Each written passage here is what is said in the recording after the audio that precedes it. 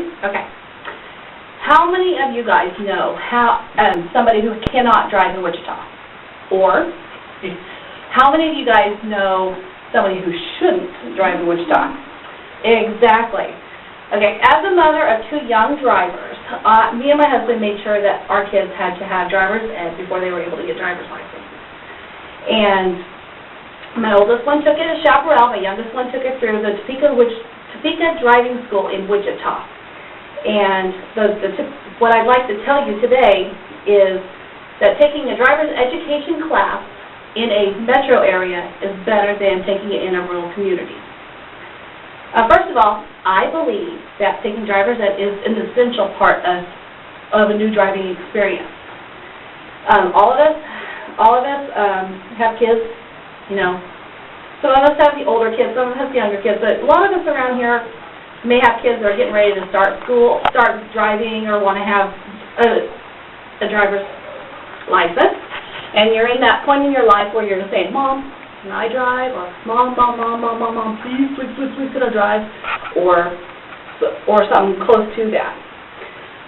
Most teens start to learn to drive when they're around 14. And in Kansas, the graduated driving licensing website says that there are new waiting periods to get their driver's license. They have to wait at least 6 months after getting their permits before they can get real driver's licenses. They also they have new laws about the type of people who can ride in the cars with them, and they also have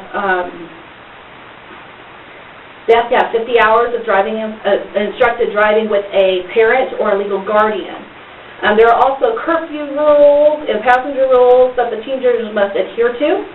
And if the teenagers are under the age of 16, they don't necessarily have to have driver's ed, but if they're under the age of 16, they have to have driver's ed to be able to get a less restricted license. Now, even though it's not required, educating these young people will help them. If they take the education, they'll take it better than if you just tell them what they can and cannot do. Now, granted, some of these teens will just take the minimum required before they can just get their driver's license. Maybe they'll just read the book and sign the book. I don't know. But these keys, it's a big deal. Will these changes prevent accidents? Sometimes it will. I don't know. Most teens, they will. They just think it's an inconvenience. Second, I want to say that teenagers are more likely to be involved in a fatal traffic accident, strictly just based on their lack of experience. Now, our community's been hit pretty hard with a lot of we've had a lot of lives lost, just teenagers for that same reason. And we hate to see that. If you haven't already noticed, teenagers all around Kansas and the United States, they like to rebel against laws. It's granted, that's how they are. These kids, they might have the skills to be a good driver. However, they don't have the skills to understand the unsafe driving around the unsafe driving situations, like weather or speeding. They also like to not adhere to the laws that they do. They may speeding. They also do inappropriate passing or tailgating. And according to the National Highway Traffic Safety Administration, there were over 211 million new drivers each year. In 2011, there was 6% of those over 211 new drivers were under the age of 20, which is 6%.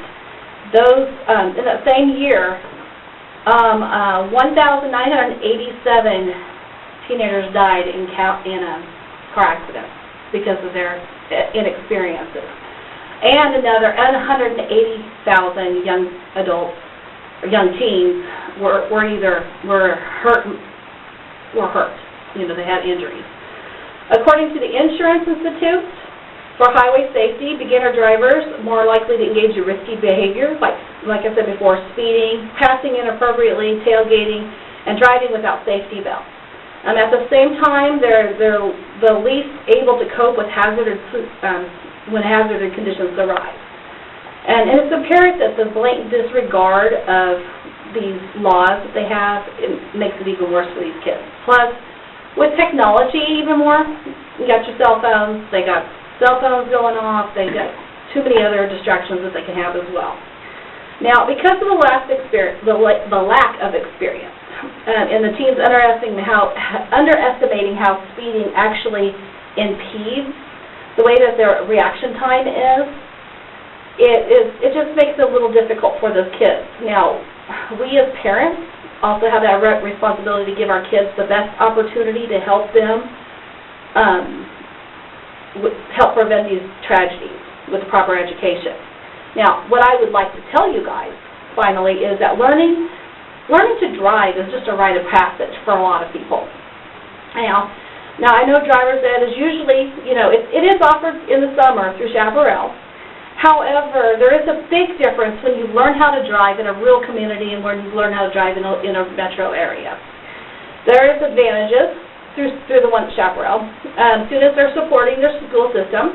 They get to know, they know the instructors pretty well already. They don't have to leave the county. They're driving within. You don't have to drive very far to get to it.